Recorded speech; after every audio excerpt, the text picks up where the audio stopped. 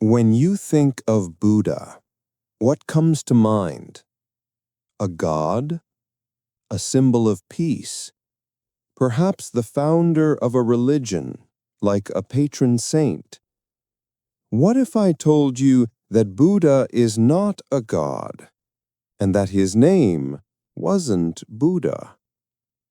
That in his own time, he was a barefoot wanderer, covered in dust, who, when asked directly if he was a god, gave a simple, surprising answer: no. To understand one of the most influential figures in human history, we have to look past the statue and meet the man. Because his story isn't about divinity from another world. It's about the ultimate potential that lies within this one. Today, we're exploring a question that seems simple, but holds the key to understanding this entire path. Who was the Buddha? To answer this, we'll journey back 2,600 years to meet the man who would earn this extraordinary title. We will explore two fundamental questions. First, who was the historical person, the man of flesh and blood? And second, what does the title Buddha actually mean, and why did he explicitly reject the idea of being a god? By the end of our time together, you'll have a clear understanding of the human being behind the icon, and why his humanity is the most inspiring part of his story. He was born into immense privilege in what is now Nepal. His father, a king, sheltered him from all forms of suffering. He was surrounded by beauty, pleasure, and comfort. But no wall can stand forever. On ventures outside the palace, Siddhartha encountered what his father had hidden: old age, sickness, and death. He saw the inherent instability of life, the universal reality of suffering, dukkha, and it shook him to his core. But he also saw a fourth sight, a wandering holy man who owned nothing, yet radiated a profound sense of peace.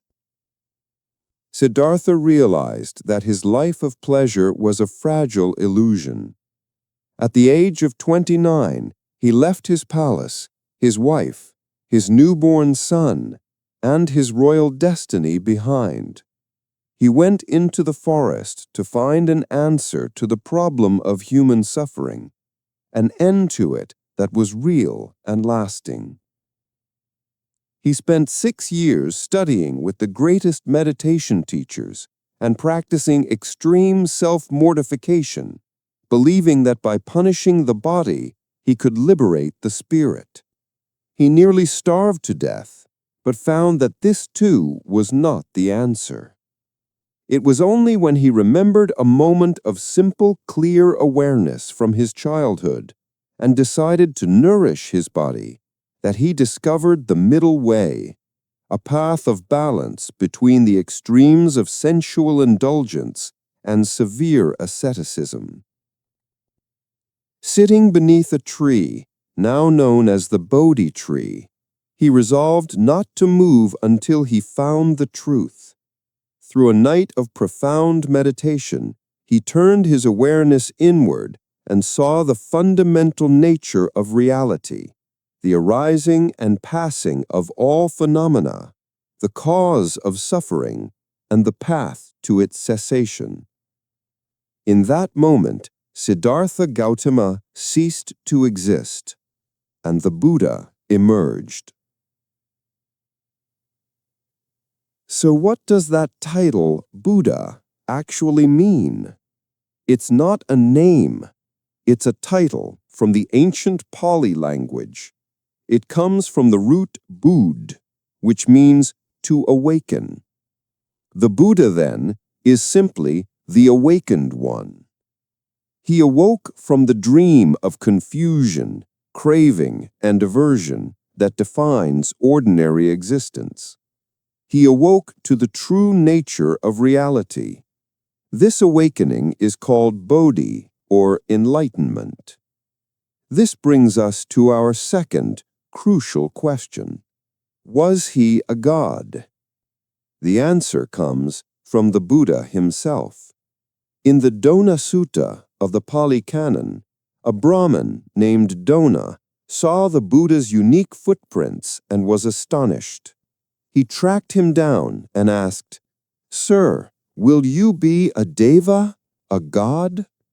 The Buddha replied, "No, Brahmin." "Then will you be a celestial spirit or a nature spirit?"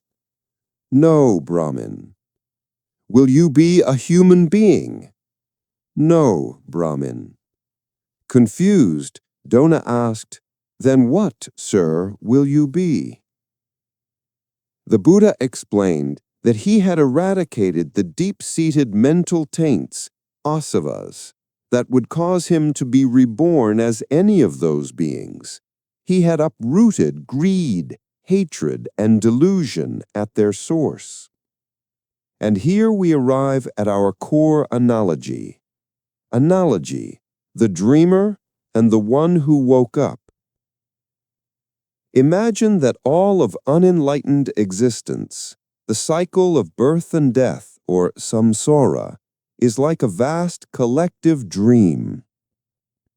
Within this dream, you have countless characters. A human being is a dreamer having a human dream, full of joy, sorrow, love, and loss. A god, or deva, is simply a dreamer having a long, blissful, heavenly dream, but it is still a dream, and all dreams eventually end. The Buddha is not another character within the dream. He is not a better dreamer or a more powerful dreamer. He is the one who woke up. He saw the dream for what it was, an impermanent, conditioned, and ultimately unreal fabrication of the mind. His answer to Dona, "No, I will not be a human being," meant that he was no longer trapped by the limitations and confusions that define the ordinary human dream state.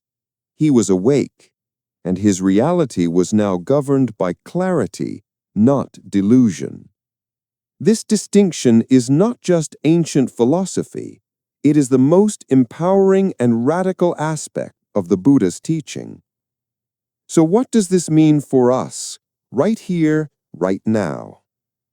If the Buddha were a god, his awakening would be a supernatural event, a miracle beyond our reach. We could worship him, pray to him, but we could never be like him. His story would be an object of faith, not a map for our own journey. But because he was a human being who awakened through his own effort, his life becomes a profound statement of possibility. It proves that the capacity to awaken is not a divine power, it is human potential. The Buddha is not a savior to be worshipped, but a guide to be followed. His life demonstrates that anyone, regardless of their background, who is willing to look deeply at their own mind, can walk the same path. The goal isn't to become a god in another realm, but to wake up to reality in this very life. It shifts the entire focus from external worship to internal cultivation. The essence of the Buddha's journey was waking up from the autopilot of life. We can practice this in small ways. For your reflective practice this week, I invite you to create a moment of awakening. Once a day, intentionally pause. It could be while you're drinking your morning coffee, waiting for a file to download, or sitting in your car. In that pause, just wake up to one single, simple reality. Maybe it's the feeling of the warm cup in your hands. Maybe it's the sound of the birds outside your window. Maybe it's the sensation of your own breath moving in and out. For just 30 seconds, step out of the dream of your to-do lists, your worries, and your scrolling. Simply be present with what is actually here. You are not trying to achieve anything, only to notice, to be awake to this one simple moment. So, who was the Buddha?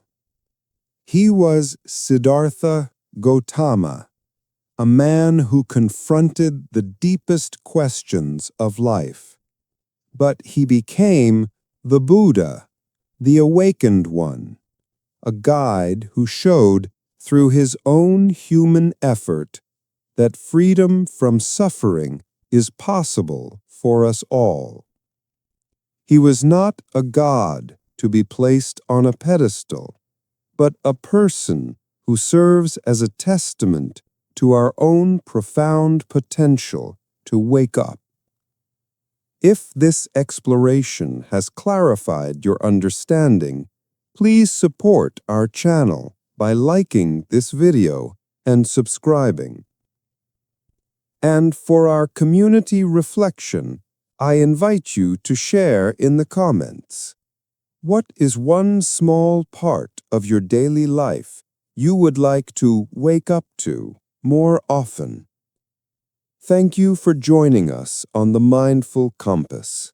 May your path be clear, and may you walk it with wisdom and kindness.